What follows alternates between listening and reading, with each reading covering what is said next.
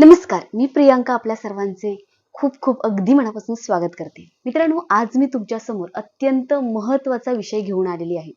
या वर्षातील पहिले चंद्रग्रहण 3 मार्च या दिवशी आहे आणि विशेष म्हणजे हे चंद्रग्रहण भारतात सुद्धा दिसणार आहे.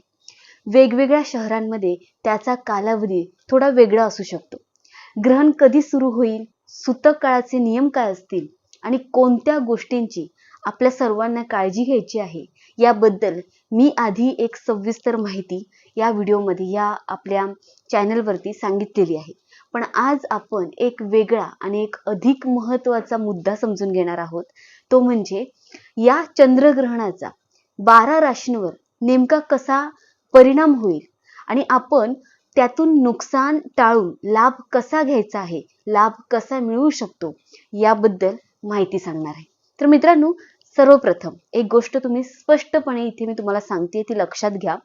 ग्रहण म्हणजे घाबरण्याची गोष्ट नाही, पण ग्रहण म्हणजे दुर्लक्ष करण्याची ही गोष्ट नाही आहे. जेव्हा चंद्रग्रहण किंवा सूर्यग्रहण येते तेव्हा अनेक ठिकाणी भीतीचं वातावरण तयार केलं जातं. कोणी म्हणेल 4 राशी कंगाल होतील, कोणी म्हणेल 4 राशींचं भाग्य पालटेल, पण खरे ज्योतिषशास्त्र असं सांगत नाही. मित्रांनो, प्रत्येक व्यक्तीची कुंडली ही वेगळी असते. प्रत्येक ग्रह वेगळ्या भावात बसलेला असतो आणि त्यामुळेच एकच भविष्य सगळ्यांना लागू होत नाही. हो मित्रांनो, परिणाम होतात पण ते मोजून मापून ग्रहस्थितीनुसार होत असतात. मित्रांनो, ही अत्यंत महत्त्वाची गोष्ट आहे. हे चंद्रग्रहण सिंह राशीत आणि पूर्व फाल्गुनी नक्षत्रात लागत आहे. पूर्व फाल्गुनी नक्षत्राचा स्वामी शुक्र आहे. त्यामुळे या काळात अहंकाराचे संघर्ष, नात्यांमध्ये दुरावा असू शकतो किंवा वैवाहिक जीवनात गैरसमज निर्माण होऊ शकतात. तसेच धन संबंधी अडचणी दिसू शकतात. चंद्र हा मनाचा कारक ग्रह आहे. जेव्हा चंद्रावर ग्रहण येतं तेव्हा मानसिक आपली स्थिरता राहत नाही किंवा चिंता येते किंवा ओव्हर थिंकिंग सतत जाणवतं किंवा भावनिक चढ उतार वाढू शकतात. म्हणून सर्वसाधारण सूचना अशी आहे की स्वतःच्या रागावर नियंत्रण ठेवा, अहंकार टाळायचा आहे आणि भावनिक निर्णय घेऊ नका. इमोशनल होऊन कोणतेही निर्णय घेऊ नका. हे चंद्रग्रहण सिंह राशीत पूर्व फाल्गुनी नक्षत्रात लागत आहे आणि हे सर्व परिणाम चंद्र राशीनुसार मी सांगणार आहे. तर हे विशेष लक्षात ठेवा, म्हणून प्रत्येकाने आपली चंद्र रास लक्षात घेऊन हे ऐकायचं आहे. आता पहिली रास आहे मेष राशी. तर मेष राशीसाठी हे ग्रहण पंचम भावात लागत आहे. पंचम भाव हा बुद्धी, संतती, प्रेम संबंध, निर्णय क्षमता आणि भविष्यातील योजना यांचा भाव आहे.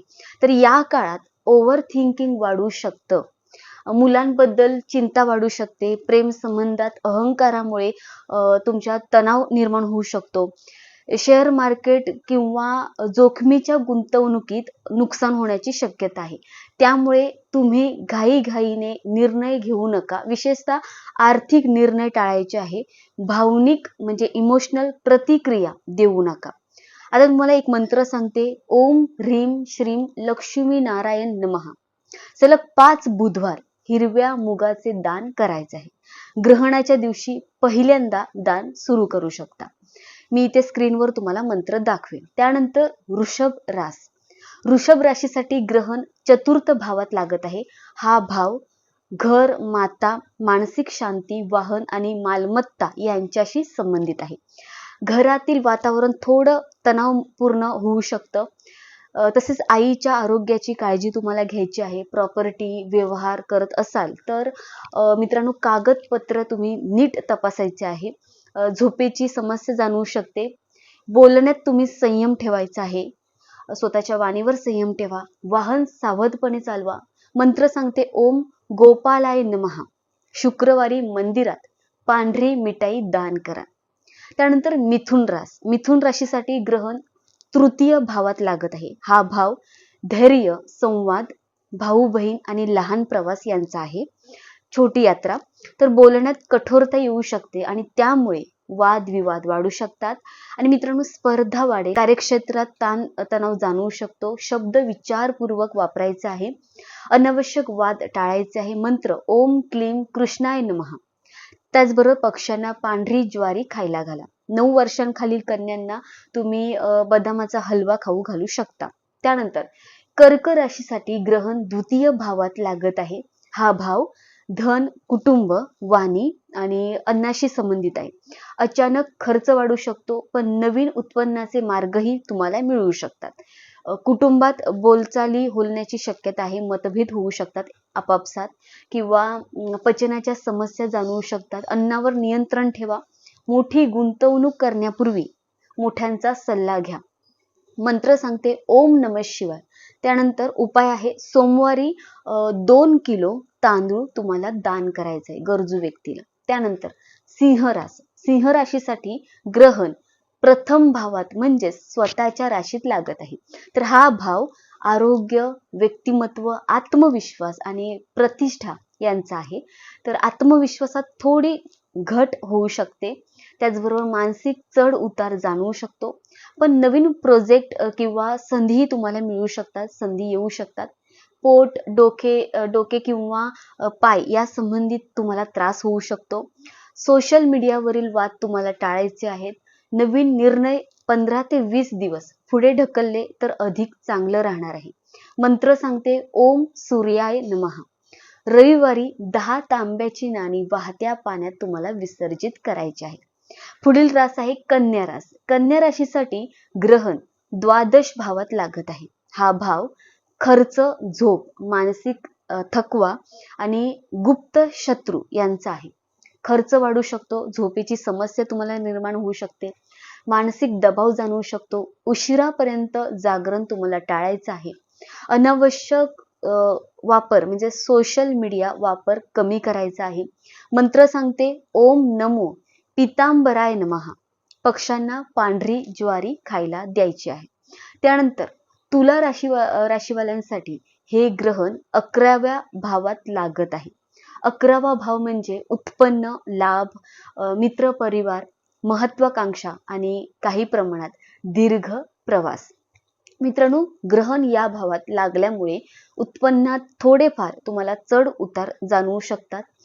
ज्या ठिकाणाहून आपल्याला आर्थिक फायदा होत होता तिथे काही काळ तुम्हाला तोटा जाणवू शकतो.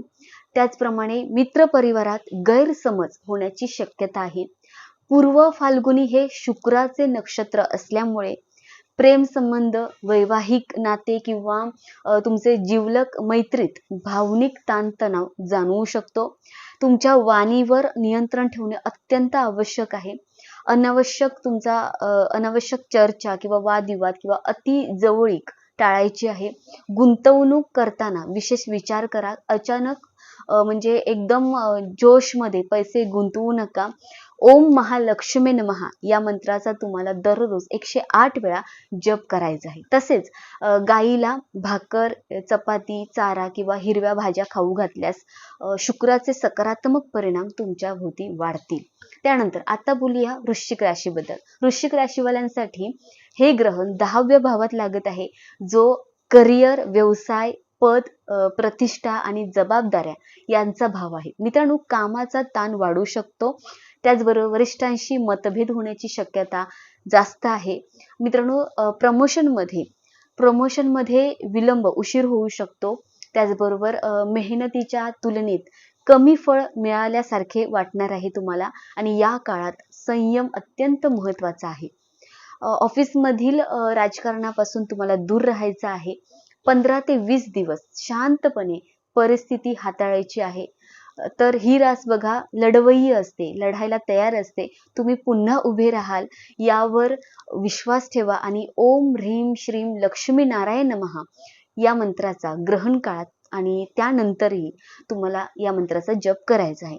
मंगळवारी मसूर डाळ दान केल्यास अडचणी तुमच्या कमी होतील. आता मित्रांनो, धनुराशी बद्दल बोलते. धनुराशीवाल्यांसाठी हे ग्रहण 9व्या भावात लागत आहे. 9वा भाव म्हणजे भाग्य, धर्म, गुरु आणि दीर्घ प्रवास. या काळात भाग्याचा पाठिंबा कमी जाणवू शकतो. राग वाढू शकतो. प्रवासात अडथळे येऊ शकतात. तसेच शक्य असल्यास ग्रहणाच्या आसपास काही दिवस महत्त्वाचे प्रवास तुम्ही पुढे ढकलायचे आहेत. आरोग्याची काळजी घ्यायची आहे. धार्मिक किंवा आध्यात्मिक साधनेकडे तुम्हाला वळायचं आहे. ओम नमो भगवते वासुदेवाय नमः या मंत्राचा तुम्हाला नियमित जप करायचा आहे. केशराचा टिळा तुम्हाला कपाळावरती, नाभीवरती, जिभेवर लावल्यास तुम्हाला सकारात्मक ऊर्जा तुमची वाढणार आहे. त्यानंतर मकर राशीवाल्यांसाठी हे ग्रहण अष्टम भावात लागत आहे. अष्टम भाव अचानक घटना किंवा गुप्त विषय उघडकीस येतील किंवा संशोधन, वारसा आणि गूढ रहस्य गोष्टींशी संबंधित आहे. अचानक खर्च वाढू शकतो, मेंटल टेन्शन येऊ शकतं, पण अचानक आर्थिक लाभही मिळू शकतो. सासरकडील नात्यात तुम्हाला तणाव होऊ शकतो किंवा त्यामुळे आधीच संवाद नीट ठेवायचे आहे. जोखमीच्या गुंतवणुकीपासून तुम्हाला दूर राहायचं आहे. मात्र ज्योतिष, अध्यात्म किंवा गूढशास्त्र शिकण्याची प्रेरणा तुमची वाढू शकते. ओम शं शनेश्चराय नमः शनिदेवाचा मंत्र जप करायचा आहे. शनिवारी शनी मंदिरात मोहरीचं तेल तुम्हाला अर्पण करायचं आहे. पिंपळाला पाणी, जल अर्पण करायचं आणि तिथे तुम्हाला दिवा लावायचा आहे. त्यानंतर कुंभ राशीवाल्यांसाठी हे ग्रहण सप्तम भावात लागत आहे. सप्तम भाव विवाह, भागीदारी, पार्टनरशिप आणि सार्वजनिक संबंधाचा आहे. जोडीदाराशी अहंकारामुळे मतभेद होऊ शकतो. व्यावसायिक भागीदारीत तणाव संभवतो. तसेच प्रमोशनची शक्यता देखील आहे. जोडीदाराच्या भावनांचा तुम्हाला आदर करायचा आहे. संवाद खुला ठेवा. तसेच शनिदेवाच्या मंत्राचा जप करायचा आहे. शक्य असल्यास कावळ्यांना पनीर खाऊ घाला, अन्यथा कामगारांना तुम्हाला अन्नदान करायचं आहे. त्याचबरोबर मित्रांनो, आता शेवटची रास आहे मीन राशी. मित्रांनो, मीन राशीसाठी हे ग्रहण 6व्या भावात लागत आहे. 6वा भाव हा शत्रू, कर्ज आणि स्पर्धेचा भाग आहे. तर स्पर्धेचा भाव आहे. मित्रांनो, आरोग्याच्या तक्रारी वाढू शकतात. विशेषतः पोटाशी संबंधित समस्या असतील तर त्या जाणवतील किंवा आहारावर विशेष लक्ष द्यायचं आहे. मानसिक ताणतणाव वाढू शकतो. ऑफिसमध्ये स्पर्धा तीव्र होईल. कर्ज परतफेडीचा दबाव वाढू शकतो. तसेच ओम नमो भगवते वासुदेवाय नमः या मंत्राचा तुम्हाला जप करायचा आहे. माशांना तुम्हाला पिठाच्या गोळ्या खाऊ घालायच्या आहेत आणि गाईला गुळ किंवा चण्याची डाळ खाऊ घालायची आहे. तर मित्रांनो, अशा प्रकारे आपण मेष ते मीन या राशींचं सविस्तर इथे विश्लेषण पाहिलेलं आहे. ग्रहण हा बदलाचा काळ असतो. संयम, श्रद्धा आणि योग्य उपाय यांच्या सहाय्याने आपण कोणतीही परिस्थिती एक प्रकारे सकारात्मक बनवू शकतो. तर मित्रांनो, ग्रहण म्हणजे विनाश नाही. घाबरायची काहीच कारण नाही. ग्रहण भीती न बाळगता संयम ठेवा, सकारात्मक राहा, योग्य उपाय करत राहा. जो फक्त विचार करतो तो तिथेच राहतो.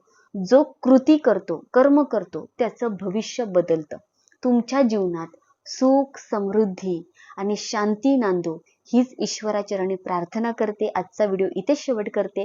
पुढच्या व्हिडिओमध्ये भेटूया. पुन्हा एका नवीन विषयावरती भेट घेऊया. तोपर्यंत श्री स्वामी समर्थ. धन्यवाद. हर हर महादेव. श्री स्वामी समर्थ. धन्यवाद.